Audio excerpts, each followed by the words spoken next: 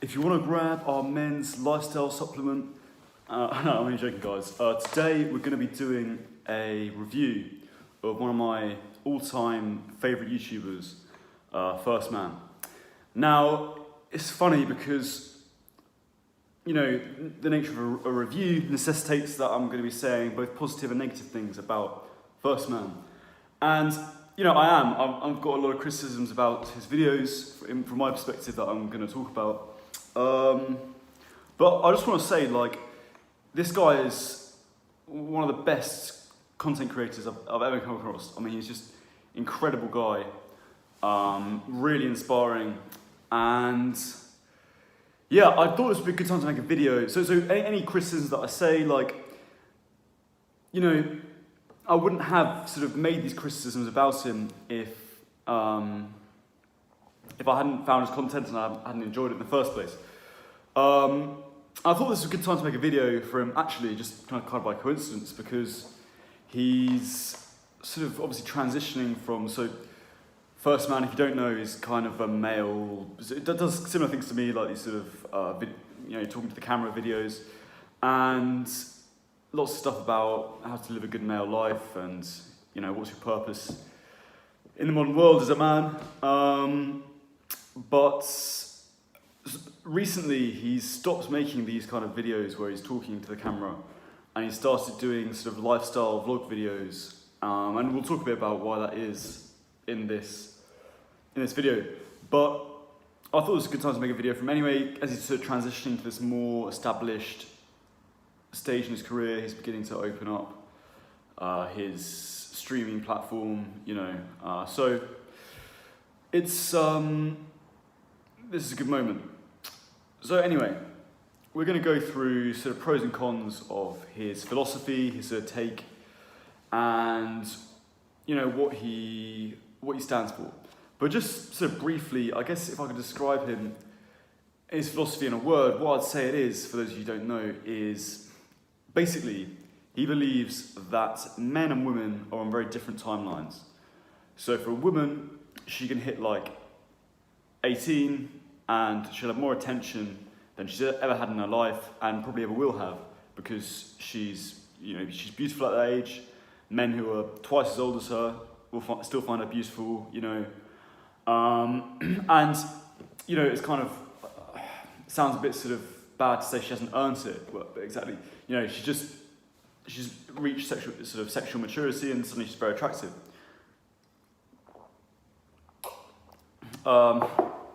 And it's very different for a guy, where he can hit 18 and they, you know, meanwhile all these girls are sort of, you know, very high value. Like, lots of guys want to take him out on dates and get in relationships with them.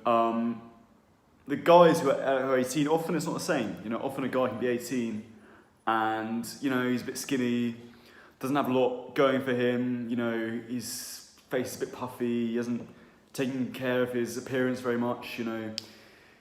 He's only just gotten out of sixth form, you know, he's not got a lot going for him. And, you know, there's nothing very attractive about him. And what Chris says, who's the guy, who's 1STMAN, that's his actual name, is he says that there's something called a male advantage, where basically the men will peak later in life. So meanwhile, when you're 18 and as a man, you don't have a lot of attention, you're not particularly popular. As you get older, that will build up, you know. So if you invest in your fitness, invest in your career or some kind of business, or something that's going to make you money, find some kind of purpose, something that you enjoy doing, then by the time you hit 30, 35, you'll begin entering what Chris calls the male advantage, and you'll suddenly be much more high value. Women who are, you know, young, who are more sort of, when you were their age, they weren't attracted to you, now will be attracted to you. You know, you'll have the share of the women, and now it will be the women who are 18, were very high value. They'll be the ones sort of who are lower down on the pecking order. So it's a really compelling idea, and I guess basically all his videos are just about this. So I'm going to go over what I think are the sort of pros of this philosophy and just him more generally. So, first to say is it's more him as a content creator, but he's just hilariously funny. I mean, it really do just, it's so, which makes him very memorable, and he just illustrates his ideas in a very funny way. And just kind of his expression is a way of being funny that I guess is very British, where he's almost effortlessly funny, you know, he never really, like, content creators like Hamza and people like that, they'll sort of tell funny stories, but it's kind of intentional, they're telling the story to make you laugh, and, you know, that's got its place. But what I think is so great about 1STMAN is he's just almost effortlessly funny. He'll just, you know, almost without meaning to be. And it's just a really good trait, it's really good. So that's kind of the first thing I have to say about him. Second thing to say is I think he's actually very inspiring. I think what's great about this idea of the male advantage is well, there is a lot of truth to it.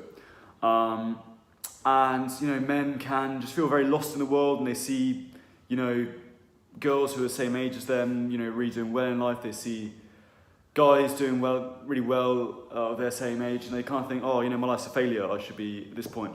But one thing that I think is really great about Chris that he spends a lot of detail going into is just, no, like, this is normal. It's normal to, at 22, 25, you know, still be a bit on the back foot, because you've got so much time to build up to what's considered your peak years as a man. And whatever you think about the male advantage, I think this definitely really important that guys know this. You know, that it takes time to find what you're going to do with your life. It takes time to, you know, build yourself up. And there's one video he's done which is called "Men Just Need Patience and Consistency," and that really sort of sums up his philosophy. That's all it is, guys. You know.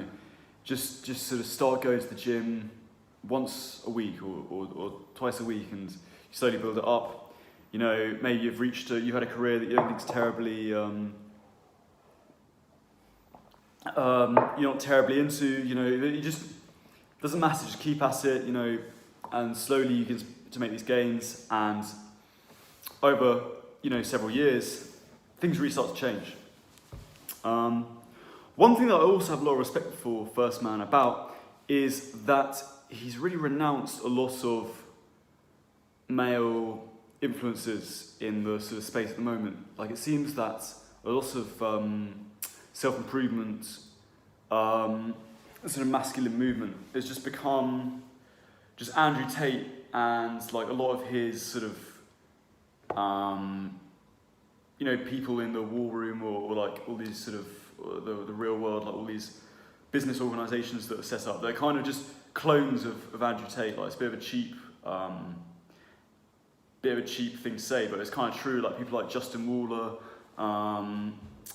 you know, there are lots of people like that, you know, not to discredit them necessarily, but I think their hearts are mostly in the right place. But, you know, and like Fresh and Fit and people like that, and I really respect 1STMAN for deciding that he's not about this, and it's part of why he's sort of made this transition to become more of a vlogger than a, you know, lifestyle vlogger than a sort of self-improvement YouTuber, because he's sort of fed up of being part of this sort of masculine movement, which has just sort of been tarnished by these just rather cringe 1%er alpha males that don't really, well, for me, they don't really encapsulate what self-improvement should be about. Partly because it's just not, it doesn't really work right across the board. You know, I think self-improvement should be for everyone.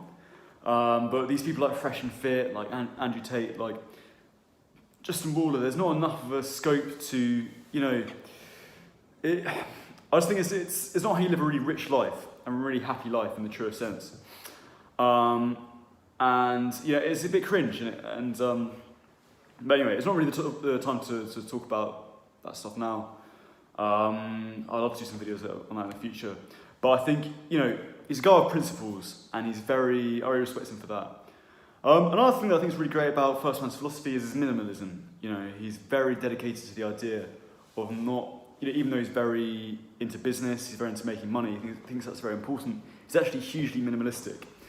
And he's really into just only spending on the absolute essentials. And when you do spend the absolute essentials, like spend really big. So like what some people would say is like they'd see Chris's lifestyle vlogs, and they'd be like, oh, he's got a really nice car, you know, he's got a really nice flat. It's like, that's not very minimalistic of him.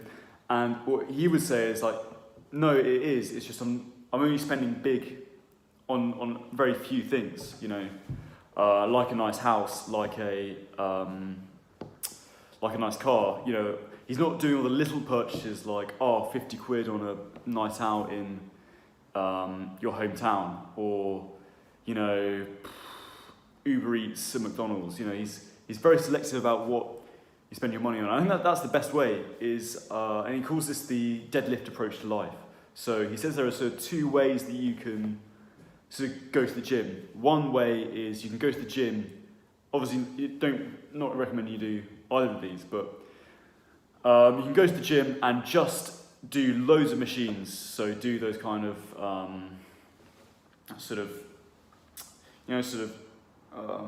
which a lot of beginners do. You know, get those sort of bicep machines and do with the handles and do that, and then do the sort of ab crunches machines, and then do leg presses and stuff like that. And you can just do all those, like loads of different machines, bit of cardio, you know, be very all over the shop with your workout routine. Or you can just do deadlifts every time you go to the gym. And Chris says that the person who had the best physique at the end of that would be the deadlift person, the person who just did deadlifts, because it actually works so much for your body. In comparison to just doing loads of different machines and getting really complicated with it, is, you know, it's just yeah, you're going to make gains in certain areas, but you're not going to have the foundation, you know, that you really need. And what you do have is not really of value.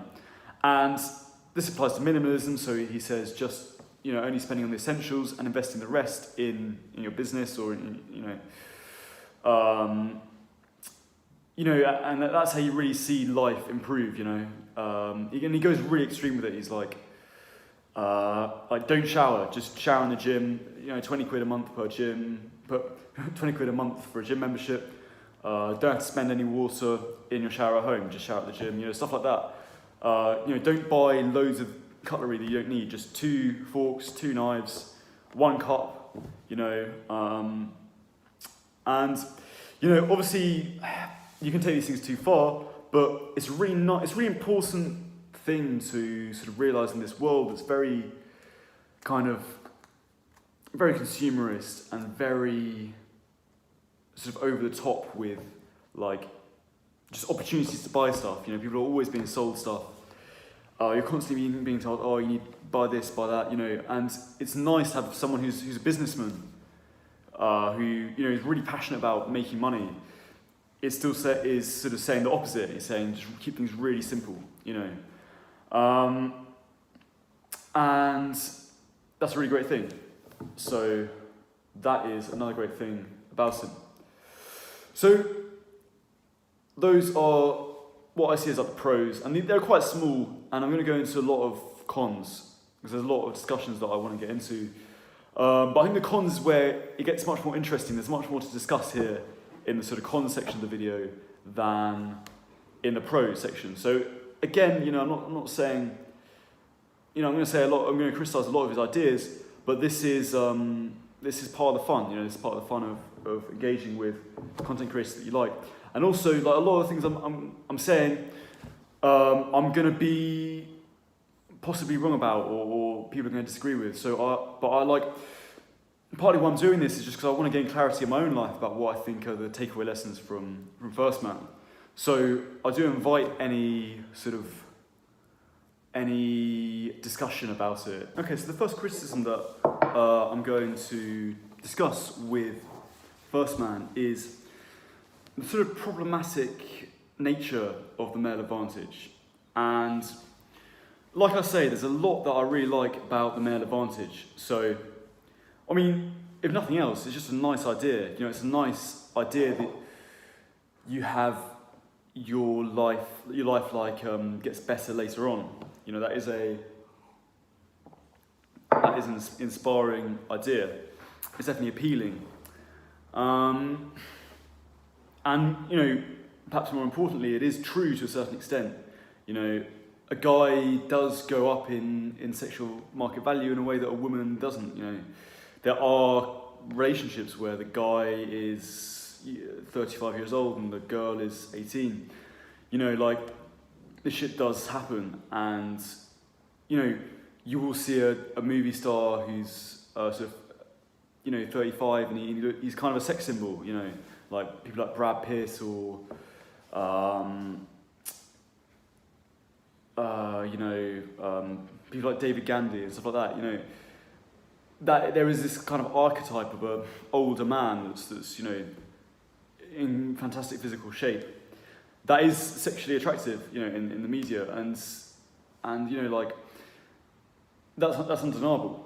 And it is true that a man can build himself up to be, you know, this kind of sexy James Bond type person, if you dedicate to it. No, and this is the great thing about the male advantage, is it doesn't really matter where you are in the journey. You know, if you're a bit skinny, you can just put on some muscle mass. You know, it's very easy to do.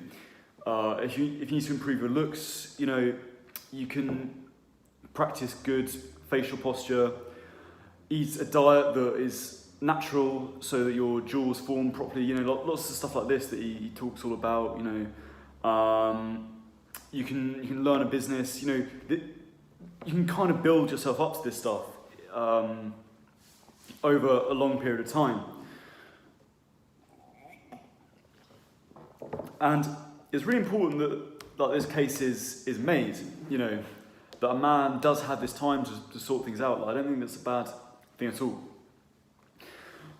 So my problem with the male advantage comes in with sort of how he frames it. So one of the things that 1STMAN says is that you should marry late in life, because marriage is, and he uses this phrase for women that he himself doesn't really like, because it sounds very sort of, makes him sound like a bit of a red-pilled YouTuber. But he says that women are financial leeches, and they will, you know, you get married while let's say you're sort of 22, you're starting a business, things are going really well, you meet a beautiful woman, and suddenly all your money that would be going into the business is suddenly going into dates and, you know, furniture that you don't need in the house. And, you know, women, so the idea is that women want to spend more than men. And if you look at statistics on, like, spending, it is interesting, like, how much more women spend than men. And relationships really bring this out. You know, how many times have you been with someone and they've been like, God, the amount of money I'd save if I wasn't in a relationship. You know, so Chris's point is that this drags men down, relationships. And so you should only really settle down and get married, or even date at all, when you're much older. You know, when you've got the finances to sort of support a marriage. And there's sensible advice in this. The problem I have with it is that the sort of time scale of waiting that is placed is, you know, he will say get married at don't get married at 30 like most men. Get married sort of, he says 35 is like the peak sort of male experience. So maybe some time when you're coming down for that peak, you know, 40, you know, he says 40 is like perfectly reasonable time to get married, or maybe even later, you know, in some cases. And, you know, people do get married and at that kind of age, and that's fine. But I think the problem is that it becomes very repressive of men's desire for love and attachment. I don't think it's good to encourage young people to just flat out not worry about relationships at all until they're like 35. You know, I just think it's so difficult to really do that. And the other idea that I have a problem with is that children, the idea of having children. Again, Chris says, don't have children until later in life. You know, he doesn't place a lot of emphasis on the importance of being a father. He says the fun of being a man is when you're in your male advantage years, you're 35, you know, basically like the idea of the male advantage, I guess, is like you got your jacks, you're on a cruise ship in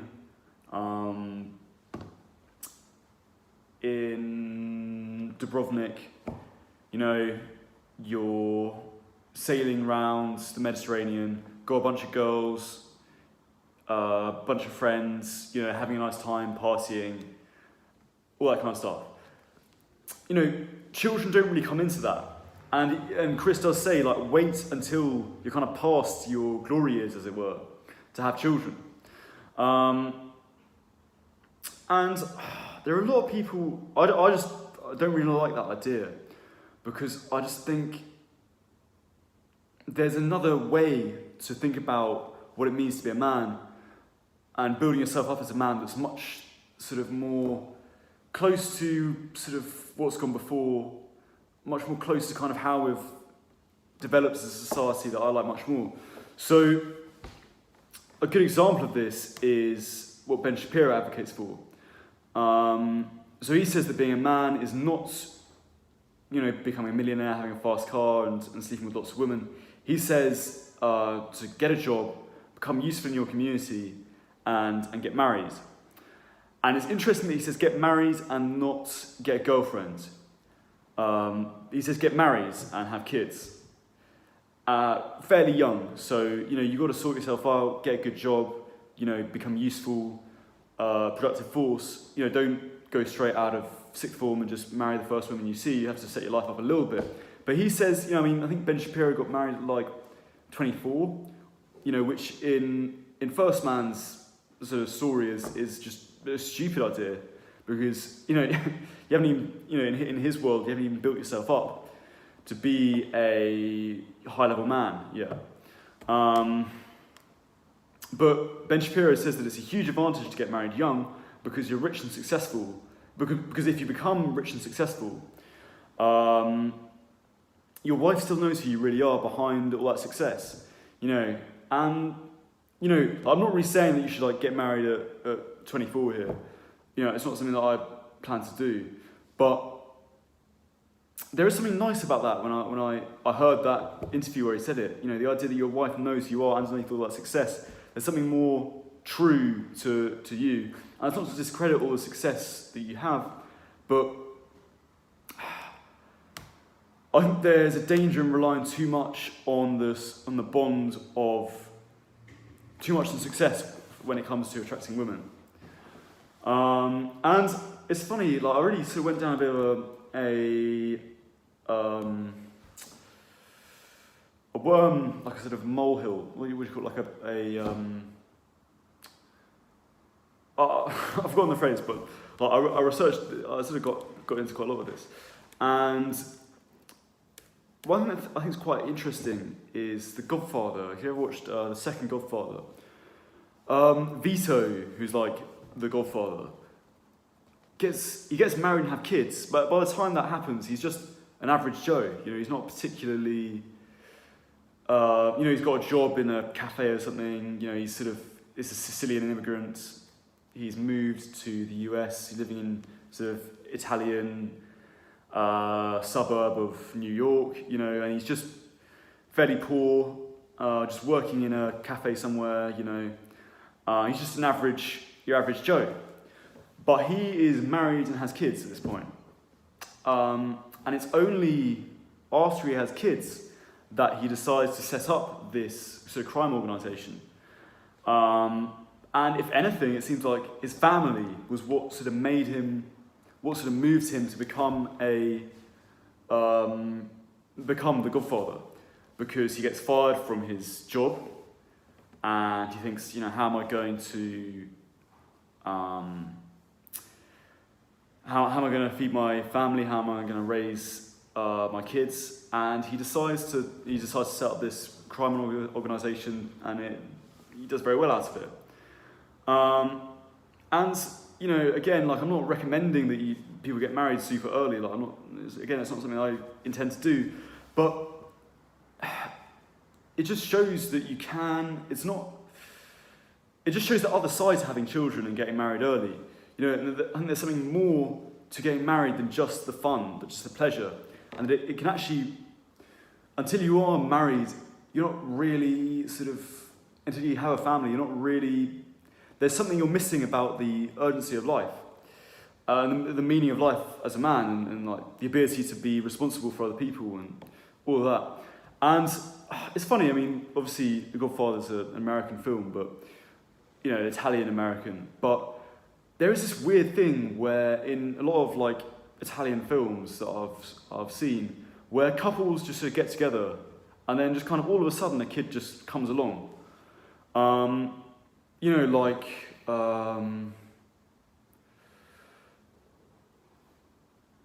What's it called? The Vita, Life is Beautiful, which is a sort of love story, and it's like a couple who gets married and get together, and it's like there's a couple sort of gets together, and then it's like the next scene they've got kids, and it's like they just kind of, that kid just sort of appeared there overnight, and obviously in the interim, like they got married and whatnot. But I don't know, there's just this modern idea that sort of a man's life ends with having kids.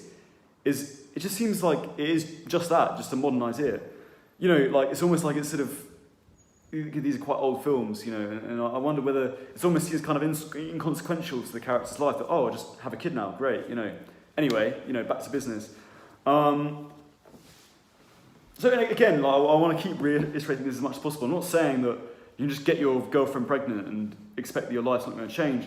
But I think this idea that you have to have everything in place, you have to be, super rich, be the head of a business so you can take time off to look after your kids, and that you've had your fun as a man, you've done all the partying in the, Mediterranean holidays, you've been travelling, you've done all that stuff, and now you can settle down. Again, I think before having kids, I think there's another side to it, and I think the most ideal male life, I think, is done alongside that. Like kids are part of the journey to becoming a man. It's not like you become a man and then you have kids. And another thing quickly is like I think there's a lot of interesting ideas about how sort of sexual energy can inspire men. So an interesting example of this is again in an Italian film called The Postman, and the woman who this postman falls in love with, she sort of inspires him to become this sort of poet, and he becomes a poet as a means to attract her. And again, it's like, they get married, relatively young. I don't know how old the guy is, but he's certainly not 35, having built himself up to his glory years. He's quite young. He's just like a local lad who lives in some island off the coast of Naples. And, it's what I'm getting at is it's not like some really big thing. And it just seems like marriage and kids is not the end of the male timeline. It's it's the journey. Okay, and I'm just going to talk over some more examples of this, just to illustrate this further. So, in the book, The Way of the Superior Man, there is a big chapter, like a big thing about the book, is that a man's purpose, like what a man should do, is to be on his purpose. That's always his top priority, if he's, typically masculine. And this comes before family. This is, the father loves his family, the superior man, he loves his family to bits, but he will still prioritise his purpose over his family. Now, I'm not sure exactly what that means. It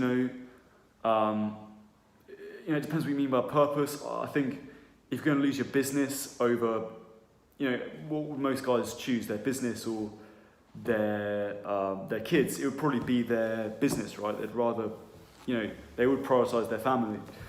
But I think the purpose that Data is making in The Way of the Superior Man, I think the point he's trying to make is that a man's attention will always be on his purpose. So he doesn't have to be like a sort of second mother, as it were. He doesn't have to be constantly seeing the kids. He can sort of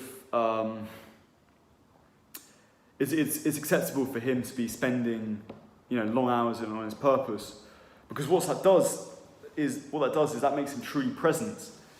And then when he does interact with his kids, which he obviously should still do, when he does interact with them, he'll be a better, more present person when he does, because he's on his purpose and he's really integrated himself with who he is.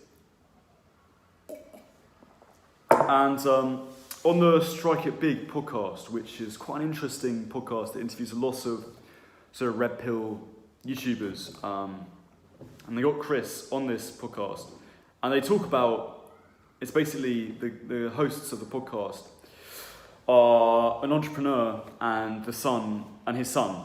So like this 40-year-old guy, 50-year-old guy, however old he is, who's like made a lot of money in entrepreneurship, like he's a big businessman, and his son.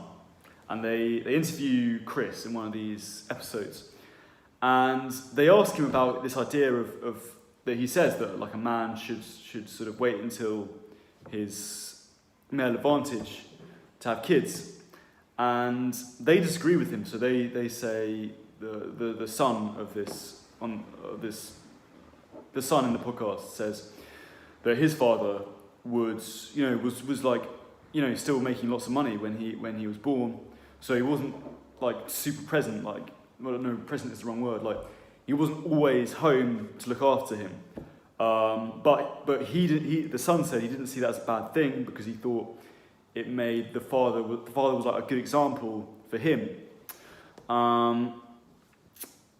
And Chris kind of makes some, like sort of interesting discussion points about that. Another example is Andrew Tate, who also his father physically, in terms of geographical location, was very distant. So if you don't know, Andrew Tate's father was a chess player, and him and his wife, who had Andrew and Tristan, broke up. They got divorced, and so his dad wasn't really about very much. He was off in America, sort of playing chess, and occasionally he'd come back and see them. But what Andrew Tate always says about his father is that when he was home, it was exciting, and he'd do stuff with them, with him and Tristan, and like he'd be very hands-on when he was there. And that meant that the fact that when he was away, it didn't matter so much, because he made up for it when he was there.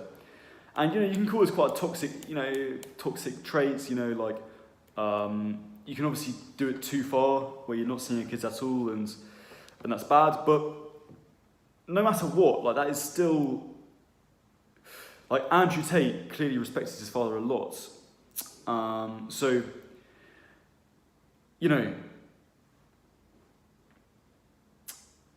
it's possible that he got it right in that scenario.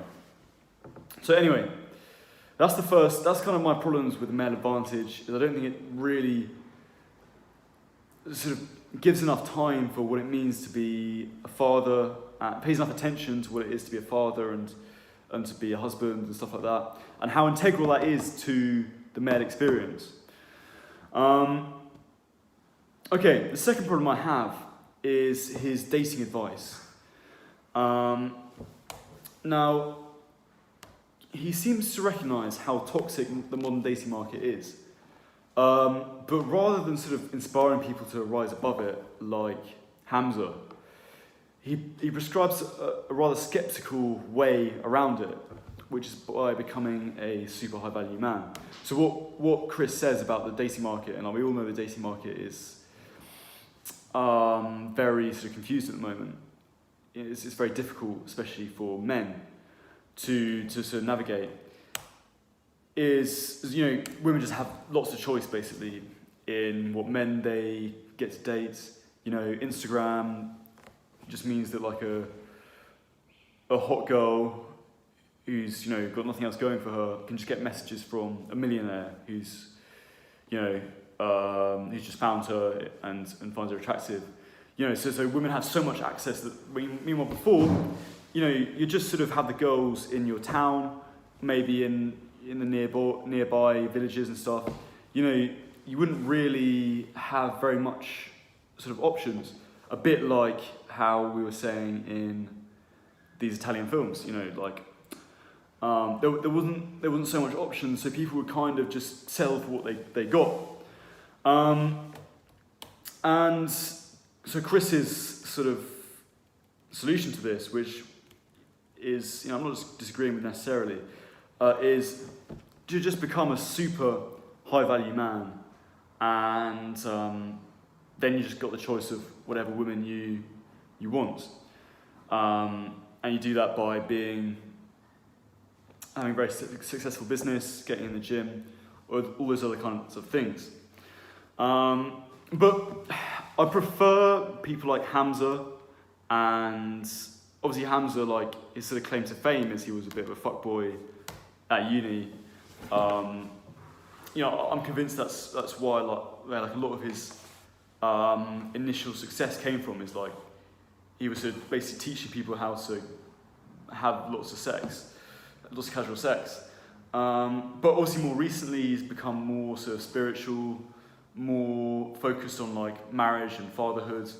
And I like his focus on that, of, if you watch his more recent videos, just saying like, don't worry about, just abandon this whole thing completely. Like, the modern dating market is really fucked. It's not going to make you happy. Just focus on getting one really good relationship, you know, and don't try and sleep around. It's just going to, you know, sort of destroy you mentally and spiritually. Meanwhile, Chris is a bit more like kind of, you know, oh, it's not great this is the dating market, but this is how it is, you know.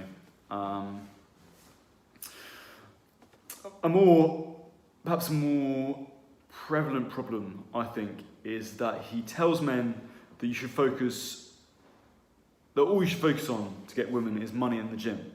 That's basically all he says in his videos, is, you know, yeah, there'll be some charming guys, some good-looking guys, you know, who at 18 can just get any girl they want, but they're not nearly as attractive as like a 35-year-old guy who's in fantastic shape and is really got lots of money.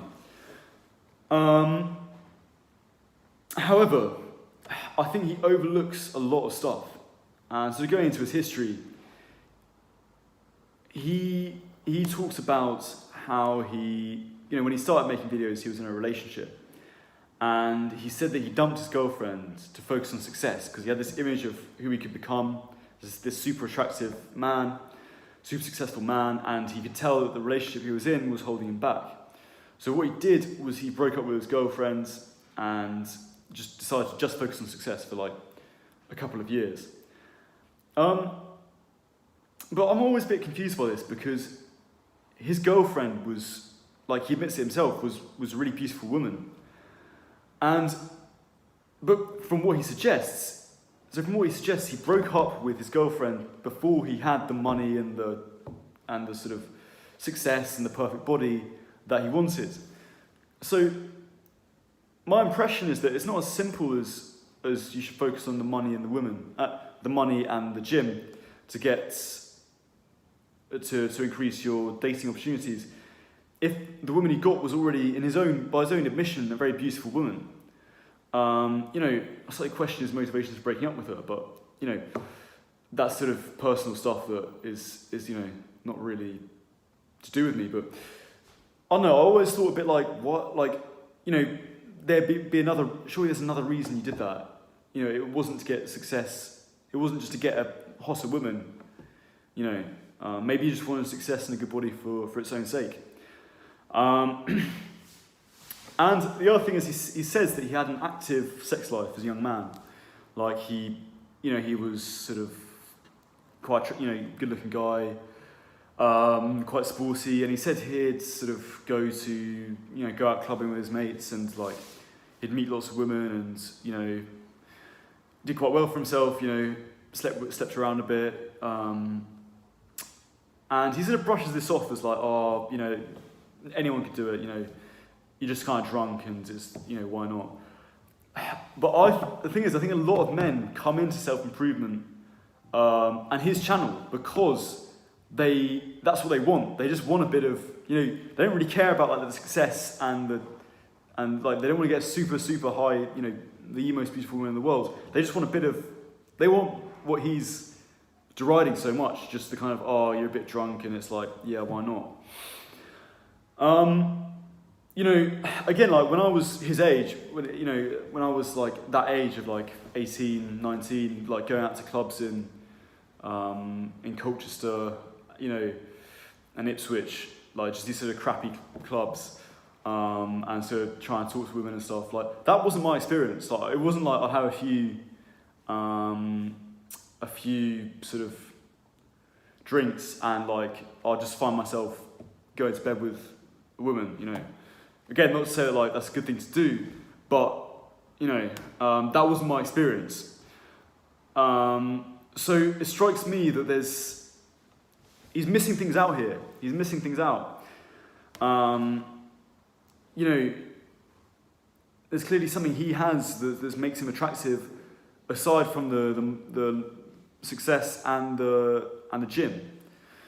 And I think it's interesting, just following on from that he doesn't place much emphasis on important things, in other important things for dating, like fashion, like being charming, having good social skills, all these kind of things. He doesn't place any emphasis on them at all. He says, forget all that, just focus on the gym and your success. And his sort of attitude is, well, you can do that overnight. You can make your first 10k, and you can just spend that all on nice clothes and a good face routine. But I think what he doesn't seem to realise is that for a lot of men, getting these things right is actually really hard. I'm not convinced it's a case of just, if you're dressing like shit for all through your 20s while you're trying to make money, and then you hit 30, you make a lot of money, you start to splash out on some clothes, I don't think you're suddenly going to just upgrade that overnight, because it's a habit that you need to train to dress well, regardless of how much money you have. It's not as simple as having the money to spend. There's a kind of mindset that you've got to develop as well. Similarly to how I think even if you don't earn a lot of money, it's still good to give like a little bit of money to charity. Because people always say if you've ever read Rich Dad Poor Dad, they talk about this as well. You always say, oh, I'll give some money to charity when I make enough for myself. But when is enough for yourself?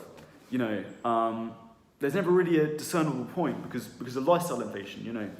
You make a bit more money, but then you want to buy a nicer flat with that, or you start splashing out on holidays. And I think the trick to giving money to charity is you need to get into the habit of it as early on as possible. So even if you just give 50p to a little sort of donation box in a church or something, just do that. Just start somewhere. It's not very much money at all. But it's the habit more importantly, and I think it's the same thing with clothes. You can't expect someone to just start dressing well because they can suddenly afford it. Look at people like Bill Gates or Mark Zuckerberg, famously don't dress very well at all, famously wear pretty trashy clothing. And, I'm not saying Chris is saying that they're a good example of what a man should be, but it illustrates my point. Mark Zuckerberg could look like $1 million if he wanted to, but it's clearly not the money that's holding him back from that. There's clearly something else going on. So I think it's good to invest in like, things like haircuts, things like wearing nice clothes, even if you're early on in your journey as a young man, because you need to get into the habit of it. Even if it's like £10 less that you're going to spend in your business, especially if you are like a scruffy guy, that getting into sort of looks maxing in that sense, just looking your best, that can be way more valuable than trying to learn about what business to get into or investing into your career. Much more valuable that you spend money on that. It's interesting, you see these podcasts where people talk about the dating scene in Dubai, and you get these millionaires who have just huge, vast, so much money, and they will meet these, because there are lots of beautiful women in Dubai, obviously, and they'll date these very beautiful women, and they'll basically give these girls an allowance, you know, because they're so rich. But what the girl will do is they'll just end up sleeping with their personal trainer, you know. And this guy can be, you know, made of money, but there's the more subtle things like, you know, your sort of style and your charm and your personality that are just as important, you know. Even though their personal trainer is not making as much money as their boyfriends, they're still attracted to the personal trainer because he's, you know, I would say it's because he's got a little bit of rebellion about him, you know. He's a bit, you know, there's something more sort of sexually attractive about a personal trainer in comparison to a millionaire. Now, Chris would probably say, yeah, but that sort of 40-year-old millionaire probably doesn't have a very good body, you know. He probably doesn't look the part. But I think even with good physical fitness, you know, you still need the style and the personal fashion to go along with that. And that takes years of training as well, I think. It's not as simple as just getting the money for it. And I think all these things are probably stuff that Chris has quite naturally. You know, he's very, like I say, he's a very funny chap. Like, I can only imagine how he is, like, how he dishes it out when he's talking to a girl he's interested in.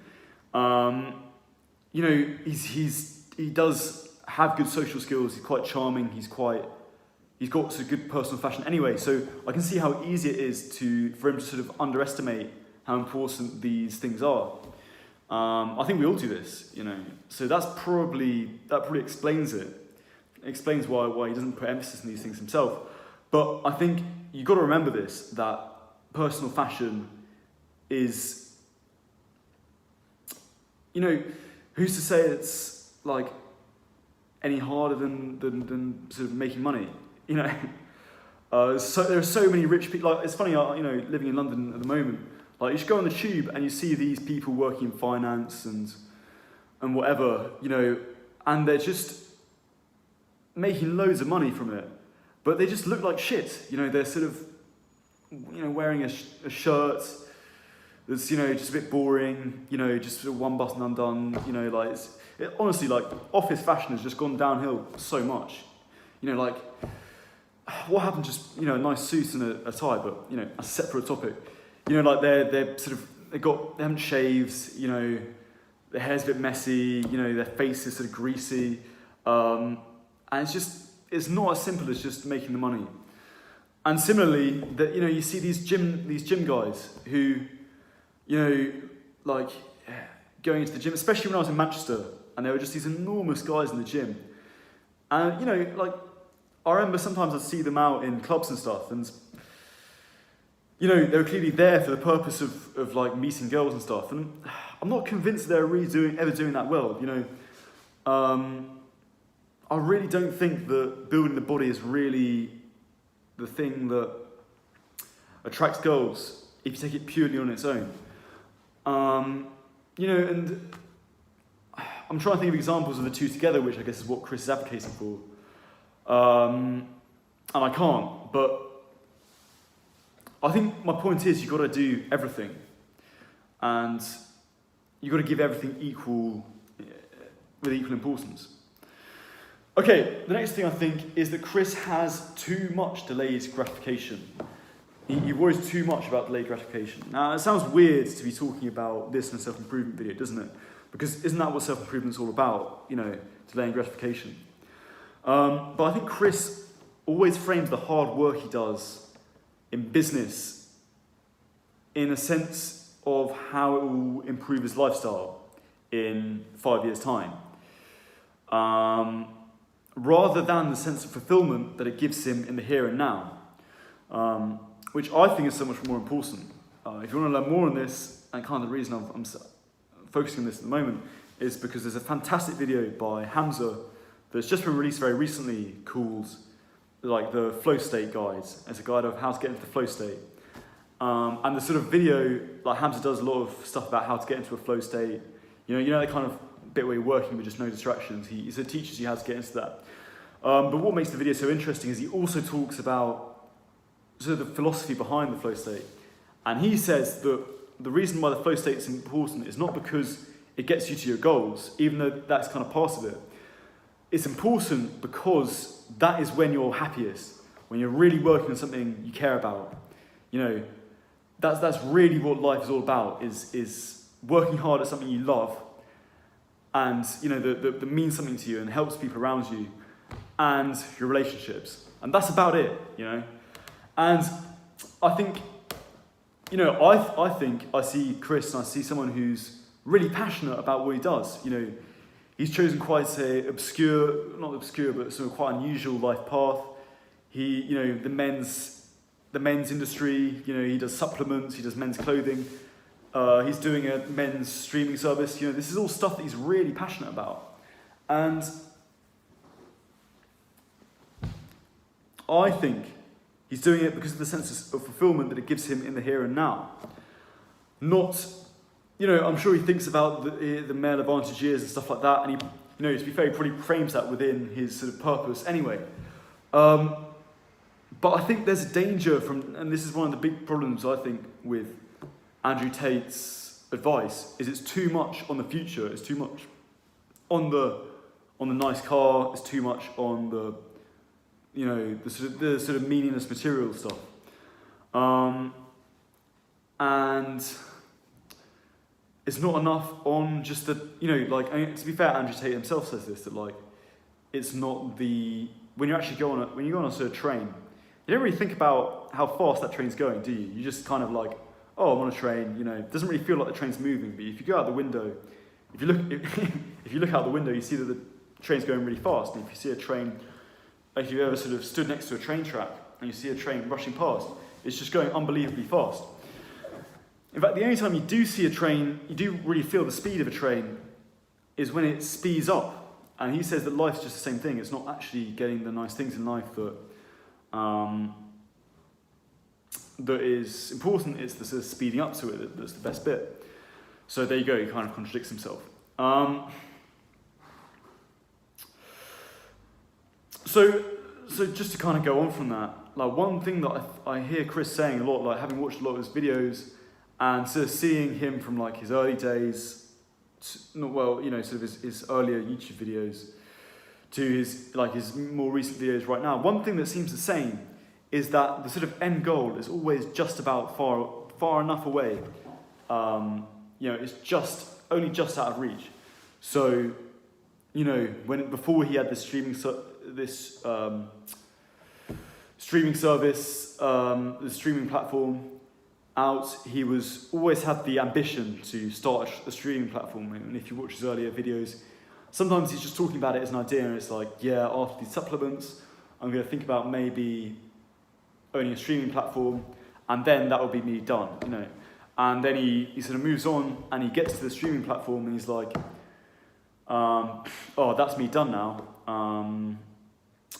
Oh wait, like I'm going to wait until the streaming platform has live sports, and then I'm done, you know. And it's like, it's a kind of endless thing. He's constantly going to the next thing, and there's no harm about that. Like, I don't criticize that. I think that's really good. That's how you should live your life as a guy. But I don't think he doesn't seem transparent enough that is what's going on. He still seems to think that, you know, when he talks about his kind of male sort of journey where he's like going out in a cruise ship, you know, he's sort of made all his money, he's partying with his friends. You know, I just don't really see him ever doing that, because I think this is what he really loves, is his work. And I think he should sort of frame what he does in his day more in that light, that like, you know, yes, you know, like the male advantage is real and stuff, but the best thing about being a man really is what I'm doing right now. It's these days where I'm waking up at 5 o'clock in the morning, you know, hitting the gym, then at 9 o'clock I'm in a cafe, you know, done my face, my body wash, my sort of face wash routine, you know, in a computer, replying to emails, having a coffee. That is the now. That's the bit that's really exciting for him. I don't think he does quite enough to explain that. And I think if it wasn't for Hamza and his own videos on this kind of stuff, I don't think I'd have realised that myself, and I could have gone down a long thing where I'm just sort of constantly worrying about the end goal, this kind of unattainable end goal, and not focusing on the here and now. In reality, there's never an end to the work. You know, it's always more. That's the kind of thing. You know, I don't know about you guys, but I don't really plan on retiring. You know, not in the traditional sense anyway. You know, people talk about their retirement. You know, like, oh, that'd be so nice. Now I can retire and move to the. You know, people are talking about retiring at like my age. You know, I'm like 22. I just think that's so disgusting that people are doing that. It's just, it's really, and it annoys me so much when someone talks about retiring. You know, like, okay, maybe as you get older, you can't do work in as much intensity, you scale back what you're doing. You know, like, fair enough, but the idea of you know, stopping work, like, I just really don't see that, you know, full stop. It's just a horrible idea to me. I think, especially as well, men and women, you know, we are just meant to be busy and to work. And that doesn't mean work ourselves to death, but, you know, rest is only good because it means we can sort of fulfill our purpose more. You know, all my grandparents are in very good health. And I put that down to the fact that they're very busy. You know, my grandfather, he hasn't retired yet. You know, he's like 82, 83, something ridiculous like that. Well, it's not ridiculous, you know, but, you know, most people would have retired long ago, you know, 10, maybe even 20 years ago at that point. But, you know, he's still working because that's, you know, and I've always thought, like, that's good. You know, that's kind of how it should be. And he's in fantastic health, you know, and, you know, both my grandmothers, you know, very sociable people, very busy, you know. My grandmother's always watching plays. You know, she's always seeing friends.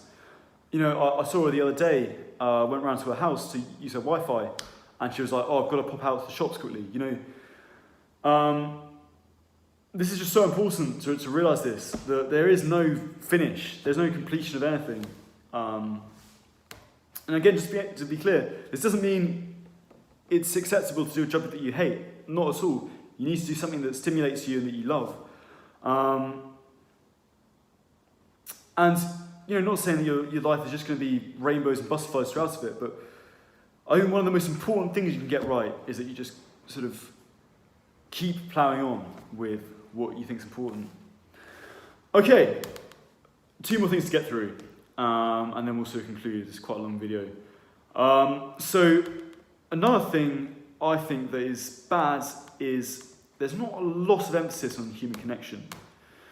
One thing that's great about Hamza is he's so big on building a tribe of friends, you know, and doing things with other people. And he's really key. This is really key to his self-improvement. Is that, like, you know, he finds people who sort of share his vision, as opposed to being the sort of lone wolf. And by contrast, Chris, the way he sort of phrases it a lot of the time is, yeah, just be a lone wolf. You know, just be wildly selfish. You know, he'll to use his own words, just be wildly selfish in the early years, really get ahead.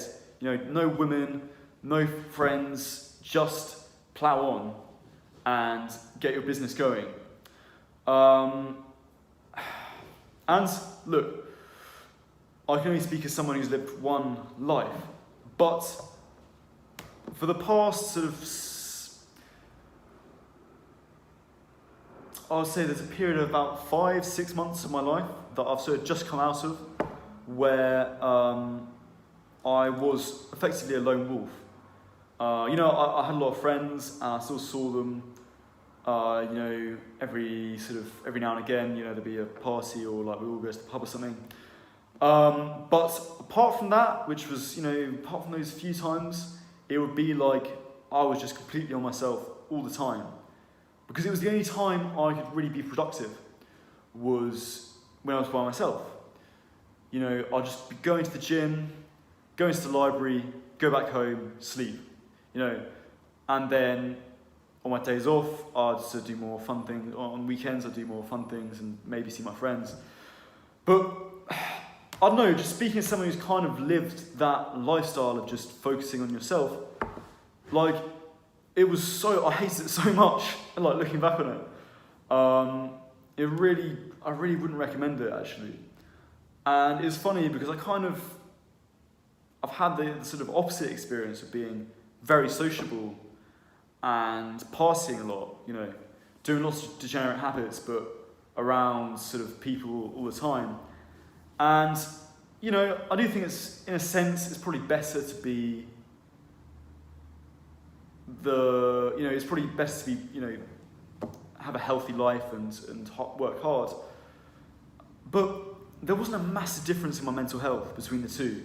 You know, I was pretty unhappy, sort of drinking lots of alcohol and, like, you know, having shitty sleep and not really doing any productive work, not really looking after my health, not reading, you know, not meditating.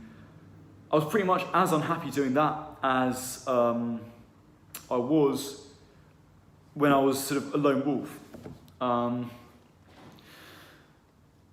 So again, getting back into so I do think it's really important to find a good supportive social network of really close friends that you can sort of share your life with. This is about as important as the thing I just talked about, as the sort of habit of the flow activities, right? You know, doing something you really feel is important to you. It's so important to have a good supportive social network that you can share your victories and your failures with. And again, like, that's not to say you should just meet a bunch of dickhead friends who only are friends with you because it's someone to go out with. But I'm not really talking about that so much. But it's so important to cultivate, like, you know, basically people you can do all like the fun habits of self-improvement with. You know, people who want to like get up early and like, you know, go to the gym with. Like finding people who you can do that with. Or, you know, even if it's not that, you know, just finding people that you can really sort of speak your thoughts to. You know, like for a lot of my life, you know, people that I thought are friends, I've sort of realised, like, I've not ever said what I really thought to this person in my life. You know, they're just like a sort of, everything I say to them is just something that I'm trying to fit in with them. And, you know, having sort of gone through this lone wolf phase and sort of, it sounds so sort of, silly to call it a lone wolf phase, but you know what I mean.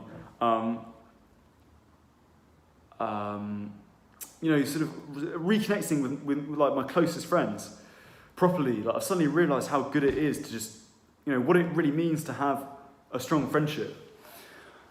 And you know, I'd never really seen the difference before that. And there doesn't seem to be much emphasis on that with Chris. Like he clearly has good friends. You know, he's clearly quite a loyal guy. You know, he makes sure to keep in touch with his friends from school. Even if they're on different life paths to him, you know, they're still important to him. You know, he's got good friends, good connections in business. You know, he's kind of friends with these other YouTubers like Hamza and CEO of Testosterone and people like that. You know, it's clearly not a problem for him in his own lifestyle, but he doesn't emphasize it himself in his videos.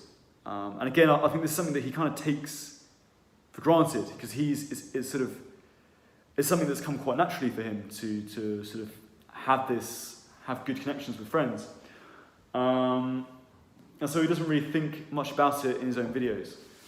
But I think a lot of people who get into self-improvement often tend to be not as sociable, like, and they could do with someone like Hamza telling them, like, make some good friends, like, learn some social skills. So that's really important. And And the final thing I've got to say is I've kind of talked about already, but it's kind of worth dealing with in its own right, is he puts too much emphasis on the gym for attracting women.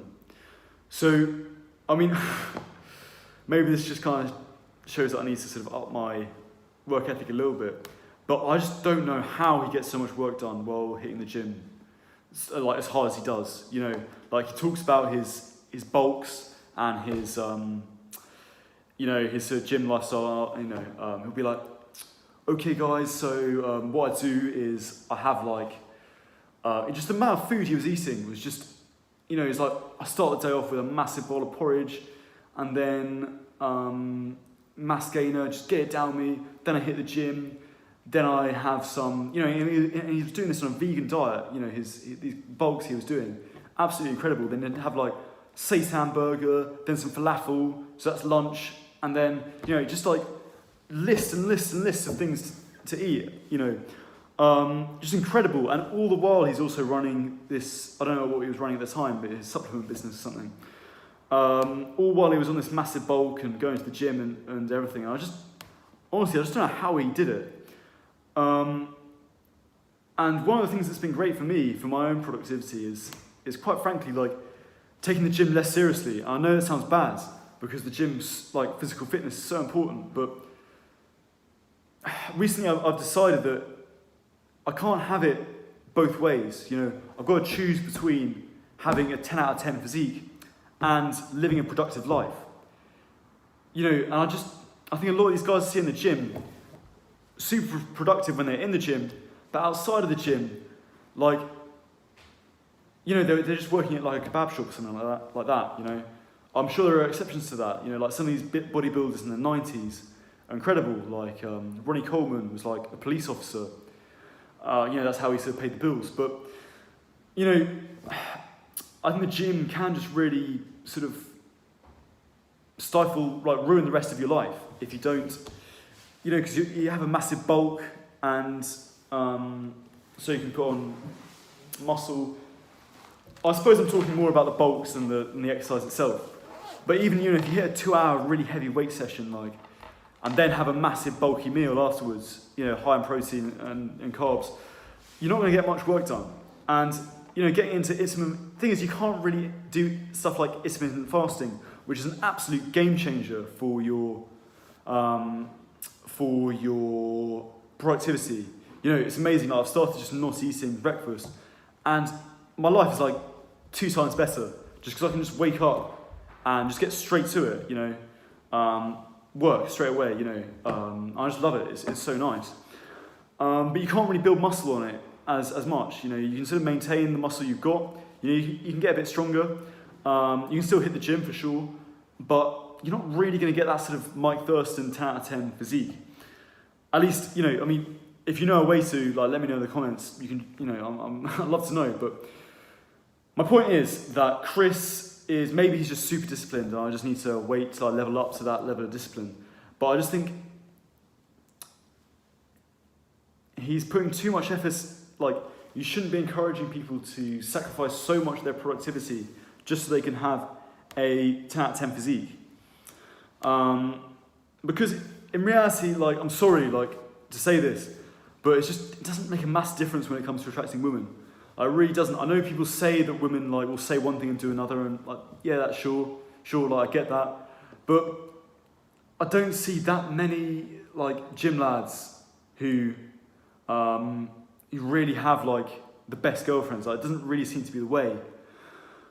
You know, like, there's a bit of a sort of weird thing where within a gym environment, the girls who go to the gym will usually go for the most sort of muscular guy. But I think the thing is that the muscles indicate sort of value. It's not the aesthetic, they're not, you know, that's where the attraction comes from.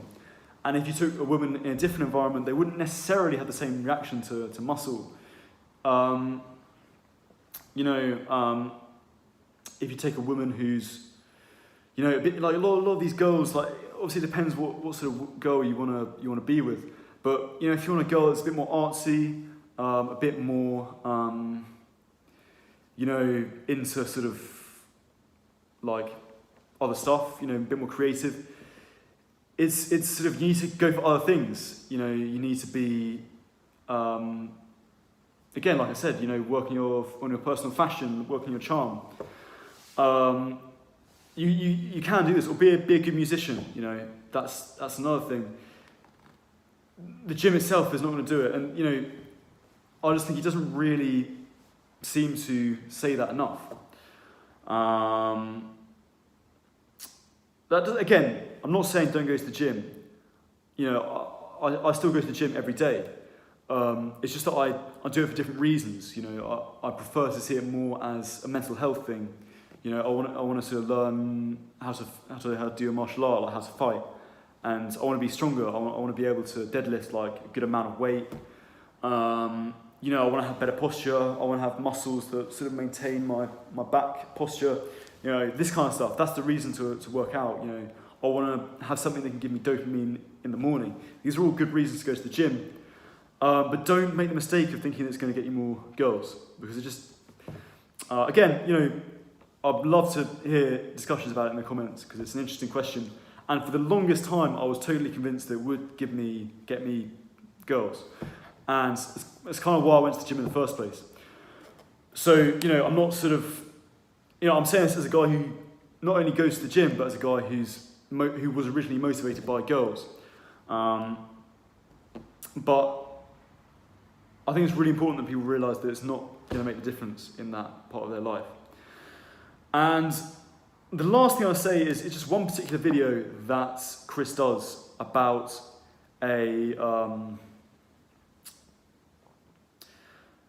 because Chris used to be a big footballer. In fact, one of his, he was in like quite a big team, apparently, like sort of under 20s squad when he was younger, and he originally wanted to be a footballer. And he said he gave that up because he gave up football, well, for a variety of reasons, but he said he gave it up because he wanted a better life, and he thought that the gym would afford him a better life. And there's truth to this in the sense that, like, you know, a gym does make you more intimidating. Gym does make you look like, when you walk into the room and the guy's in shape, like, people do respect that. You know, I get that. But I don't like the idea that the life you get from the gym is so worth sacrificing. Like, the stuff is like so much more important than a life of sport, of doing sport. Because I think sport is just so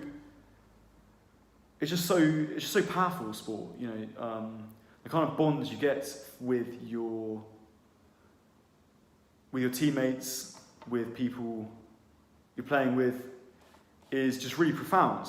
You know, and I'm saying this as a guy who's not terribly into sport. You know, I played a tiny bit of football at school for the school team, but I really was like horrendously bad at it. You know, so I'm not saying this as someone who's got like a real burning passion for sport. I don't really follow it at all. But that time I did spend playing for that team and like playing for my school and stuff, like, was really like, there was something really special there, like something really primal. And, you know, I think why not just have a both mentality to it, you know? Sports and gym, you know, I don't see why you can't make the two exclusive. Also, the other thing with the gym is you can build loads of muscle, but you don't really have very good cardio, you know. So, and you know, like cardio, you might think like, oh, who cares? But it's amazing to have good cardio. It's good, you know, you have good health. Anyway, oh dear, I'm kind of whispering on a bit because this is the sort of about an hour into this video now. But this is my thoughts on Chris and his philosophy. Again, like, I was honestly, just to really to emphasise the point, words really can't describe how grateful I am to have met this guy, come across this guy on YouTube. Like, I really got a lot of time for him, and I've mainly talked about the cons of his lifestyle in this video. I've mainly talked about what I disagree with him on, but he is, you know, that doesn't mean I don't have an awful lot of respect for him. And that doesn't mean he's done a lot of positive change in my life. So yeah, I mean, definitely check him out if you've never heard of him before, guys. But anyway, thank you very much for watching. It's been a good video. I'll probably do some other videos just based on stuff that I've done today. I might do reviews on other YouTubers. I think it's quite interesting. I might do one on Chris Williamson, because I sort of disagree with him on some things. But yeah, this is thank you for watching if you've made it this far. It's been a pleasure, and I'll see you guys in the next video.